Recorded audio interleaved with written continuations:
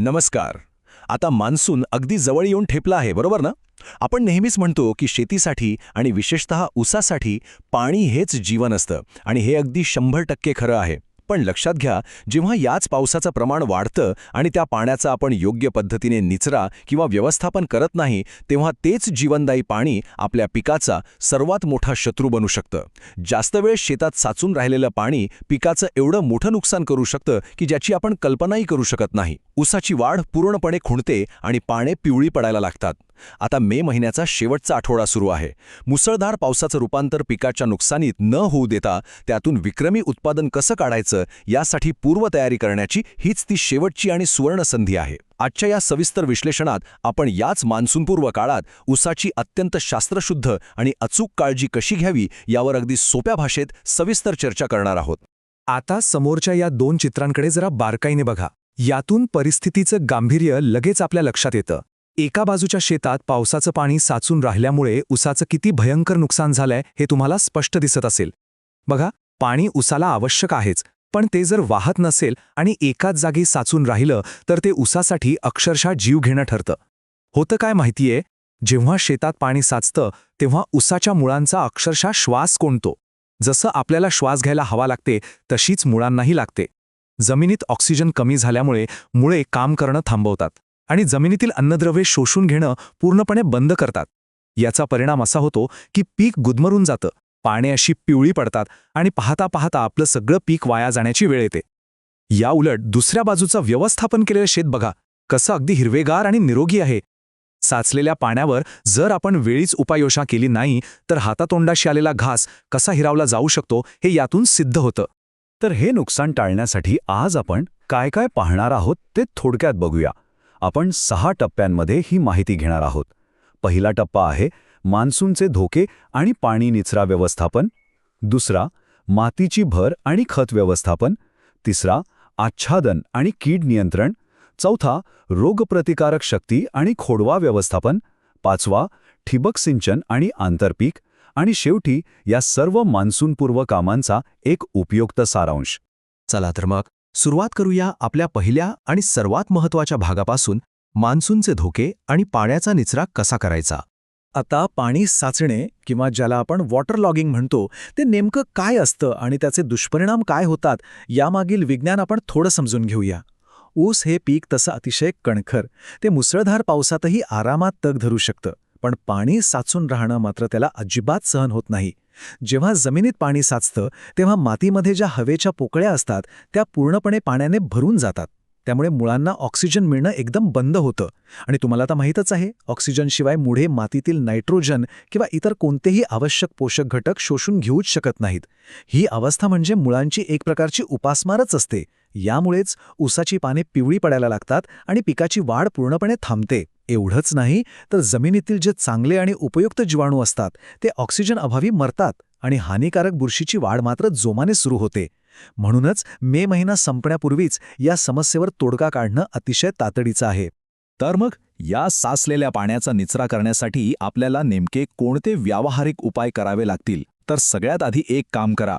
शेतातील ज्या मुख्य सऱ्या आणि पाट आहेत ते पूर्णपणे स्वच्छ करून घ्या. त्यामध्ये वाढलेलं गवत, तण आणि पाण्याचा मार्ग अडवणारा कोणताही कचरा असेल तो वेळीच काढून टाकणं खूप गरजेचं आहे. हे झाल्यावर शेताच्या बांधावर असलेले चर किंवा गटारे मोकळे करून घ्या आणि ते थोडे आणखी खोल करा, जेणेकरून शेतातील अतिरिक्त पाण्याचा प्रवाह अगदी सहजपणे आणि कुठल्याही अडथळ्याविना शेताबाहेर निघून जाईल. यासाठी जमिनीला एक योग्य आणि स्पष्ट उतार आहे ना याची नक्की खात्री करून घ्या. जर मे महिन्याच्या अखेरीस ही कामं तुम्ही पूर्ण केलीत तर मग किती मोठा पाऊस आला तरी पाणी तुमच्या शेतात साचून राहणार नाही याची खात्री बाळगा. आता आपण वळूया आपल्या दुसऱ्या भागाकडे, पिकाला मातीची भर देणे आणि मान्सूनपूर्व खतांचं नियोजन करणे.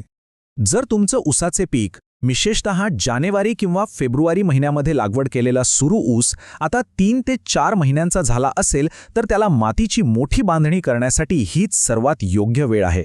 आता यात करायचं काय तर वरंब्यावरील माती खोदून ती सरीत ऊसाच्या बुंध्याभोवती लावायची.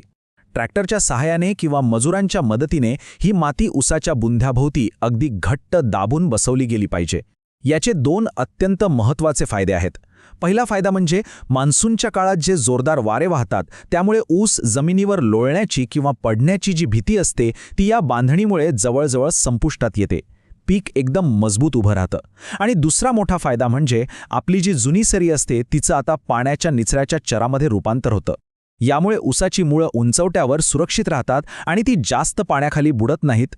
आता खतांबद्दल बोलूया. मान्सूनच्या तोंडावर खतांचं व्यवस्थापन अत्यंत हुशारीनं करावं लागतं बरं का. कारण एकदा का जोरदार पाऊस सुरू झाला की रासायनिक खते थेट जमिनीत टाकणे हा निव्वळ पैशांचा अपव्यय ठरू शकतो.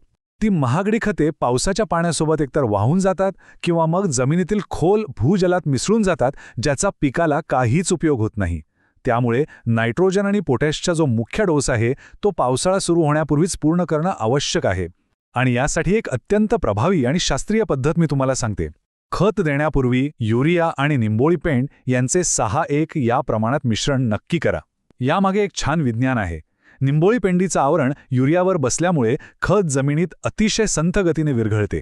याचा अर्थ असा की पहिल्या जोरदार पावसात तुमचा नायट्रोजन वाहून जाणार नाही आणि पिकाला तो आवश्यकतेनुसार टप्प्याटप्प्यानं उपलब्ध होत राहील. आणि हो, खत दिल्यानंतर लगेचच त्यावर माती झाकणे अत्यंत आवश्यक आहे, हे विसरू नका. आपला तिसरा टप्पा आहे पिकाला आच्छादन देणे आणि संभाव्य कीड नियंत्रण करणे. खोडवा पिकासाठी किंवा ज्या ऊसाची लागवड उशिरा झाली आहे त्यांच्यासाठी 2 सऱ्यांच्या मध्ये कोरड्या पाचटाचं आच्छादन करणं हा अक्षरशः एक चमत्कारिक उपाय ठरू शकतो. 2 ओळींच्या मध्ये साधारण 4 ते 5 इंच जाडीचा कोरड्या पानांचा किंवा ऊसाच्या पाचटाचा थर द्या. आता तुम्ही विचाराल याचे इतके काय फायदे आहेत, तर त्याचे फायदे खरोखरच अनन्यसाधारण आहेत. जेव्हा मुसळधार पावसाचे मोठे थेंब थेट जमिनीवर आदळतात तेव्हा तुमची अत्यंत सुपीक वरची माती वाहून जाण्याची मोठी शक्यता असते. हा पाचटाचा थर त्या थेंबांचा वेग तोडतो आणि आपली माती सुरक्षित ठेवतो. यासोबतच पावसाळा सुरू होताच शेतात तणांची अफाट वाढ होते हे तुम्हाला माहीतच आहे. परंतु हे पाचटाचे आच्छादन सूर्यकिरणांना जमिनीपर्यंत पोचूच देत नाही. सूर्यप्रकाश मिळाला नाही की तणांची वाढ नैसर्गिकरित्या रोखली जाते. यामुळे तुमचा भविष्यातला खुरपणीचा आणि मजुरीचा खूप मोठा खर्च वाचतो. आता एक थोडा चिंतेचा विषय. मान्सूनचं आगमन केवळ पाऊस घेऊन येत नाही, तर सोबत हवेत प्रचंड आर्द्रता आणि जमिनीत ओलावा निर्माण करतं. आणि तुम्हाला सांगते, हेच दमट आणि ओले वातावरण अनेक भयंकर किडींसाठी आणि रोगांसाठी अगदी नंदनवन ठरतं.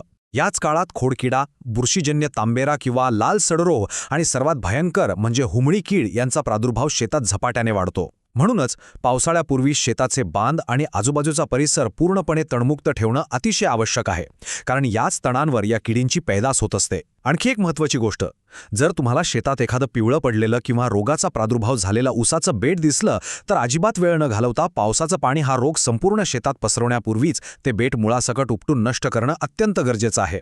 मगाशी मी हुमणी किडीचा उल्लेख केला. महाराष्ट्रातील ऊस उत्पादनासाठी हुमणी कीड हा एक अत्यंत गंभीर धोका आहे. हुमणीचे भुंगेरे जमिनीच्या खूप खोलवर सुप्तावस्थेत दडून बसलेले असतात. जेव्हा मान्सूनपूर्व पहिला मोठा पाऊस पडतो त्यानंतर बरोबर 2 ते 4 दिवसात हे भुंगेरे जमिनीतून बाहेर येतात आणि रात्रीच्या वेळी आजूबाजूच्या कडुनिंब, बाभूळ किंवा बोरीच्या झाडांवर मिळण्यासाठी एकत्र जमतात. शेतकरी बांधवांनो, हीच ती सुवर्ण संधी असते जिचा फायदा आपण घेतलाच पाहिजे. पहिल्या पावसानंतर लगेचच शेतात प्रकाश सापळे लावले पाहिजेत. हे करायला खूप सोपं आहे. एक साधा बल्ब आणि त्याखाली रॉकेल मिश्रित पाण्याचा भांड ठेवून हा सापळा तुम्हाला तयार करता येतो. संध्याकाळी 7:30 ते 9:30 या वेळेत हे भुंगेरे त्या प्रकाशाकडे आकर्षित होतात आणि या पाण्यात पडून मरतात. जर का आपली ही सुवर्ण संधी हुकली आणि हे भुंगेरे आपण मारले नाहीत तर ते जमिनीखाली जाऊन हजारो अंडी घालतील आणि मग ऑगस्ट महिन्यापर्यंत ऊसाच्या मुळांचे जे अतोनात नुकसान होईल ते आपल्याला पाहावंसुद्धा वाटणार नाही. आता पुढे जाऊया. आपला चौथा टप्पा आहे पिकाची रोगप्रतिकारक शक्ती वाढवणे आणि खोडवा पिकाचे विशेष व्यवस्थापन. पावसाच्या पाण्याने जमीन पूर्णपणे संपृक्त होण्यापूर्वीच पिकाच्या मुळांची ताकद आणि त्यांची रोगप्रतिकारक शक्ती वाढवणं अत्यंत गरजेचं आहे. यासाठी पावसाळ्यापूर्वी लिक्विड झिंक, फेरस सल्फेट आणि सिलिकॉन यांची आळवणी किंवा फवारणी करणं अत्यंत लाभदायक ठरतं. यामध्ये सिलिकॉन हा घटक ऊसासाठी खऱ्या अर्थाने एक रक्षक म्हणून काम करतो. सिलिकॉनमुळे ऊसाच्या पेशींच्या ज्या भिंती असतात त्या अत्यंत जाड आणि टणक बनतात. याचा फायदा काय होतो तर मान्सूनच्या जोरदार वाऱ्यातही आपला ऊस अगदी कणखरपणे उभा राहतो आणि खोडकिड्यांसारख्या कीटकांना ऊसामध्ये शिरकाव करणं खूप कठीण जातं. तसेच जैविक दृष्टिकोनातून विचार केला तर याच काळात ट्रायकोडर्मा या अतिशय उपयुक्त बुरशीचे चांगल्या कुजलेल्या शेणखतातून मिश्रण करून ते जमिनीत मिसळावे. मान्सूनमुळे येणारा ओलावा या उपयुक्त जीवाणूंची संख्या वेगाने वाढवण्यास मदत करतो, ज्यामुळे मुळांभोवती एक प्रकारचं अभेद्य सुरक्षा कवच तयार होतं आणि पिकाचे मूळ कूज व मर रोगापासून संरक्षण होतं. महाराष्ट्रात मोठ्या प्रमाणावर खोडवा ऊसाचं पीक घेतलं जातं, पण खोडवा पिकाचं मान्सूनपूर्व व्यवस्थापन थोडं वेगळं आणि अतिशय संवेदनशील असतं. ज्यांनी खोडवा ठेवलाय त्यांनी जर अद्याप बुडखे छाटणे आणि बगला मारणे किंवा जुनी मुळे तोडण्याची प्रक्रिया केली नसेल तर ती त्वरित पूर्ण करून घेणं आवश्यक आहे. पावसाळ्यात येणारे सततचे ढगाळ वातावरण आणि जमिनीत साचून राहणारे पाणी यामुळे खोडवा पिकात प्रामुख्याने लोहाची कमतरता निर्माण होते. या लोहाच्या कमतरतेलाच आपण केवडा रोग असे म्हणतो. यामध्ये होतं काय तर ऊसाची पाने पूर्णपणे पिवळी किंवा अगदी पांढरी पडतात, जे तुम्हाला आत्ता चित्रात उजवीकडे स्पष्ट दिसत असेल. यावर प्रतिबंधात्मक उपाय म्हणून एकच गोष्ट करायची: ढगाळ वातावरण आणि पावसाची सततची संततधार सुरू होण्यापूर्वीच 0.5% फेरस सल्फेटची फवारणी करून घ्यायची. हे अत्यंत महत्त्वाचे आहे. वळूया आपल्या 5व्या टप्प्याकडे, जो आहे ठिबक सिंचनाची निगा आणि आंतरपिकांचे फायदे. आजकाल आपण ऊसाची शेती मोठ्या प्रमाणावर ठिबक सिंचनावर करतो. मात्र पावसाळ्यात ठिबकच्या नळ्या तशाच शेतात बेवारस सोडून देणे ही आपली एक अत्यंत मोठी आणि खूप महागडी चूक ठरू शकते. पावसाळा सुरू होण्यापूर्वी ठिबक सिंचनाची ॲसिड ट्रीटमेंट करणं खरोखर अनिवार्य आहे. हायड्रोक्लोरिक किंवा फॉस्फोरिक ॲसिडचा वापर करून नळ्यांमधील साचलेले क्षार आणि कचरा पूर्णपणे साफ करून घ्या. तसेच सब मेन लाईनचे जे फ्लश व्हॉल्व्स आणि नळ्यांचे एंड कॅप्स असतात ते उघडून आतमध्ये साचलेला सर्व चिखल आणि घाण पाण्यावाटे बाहेर काढून टाका.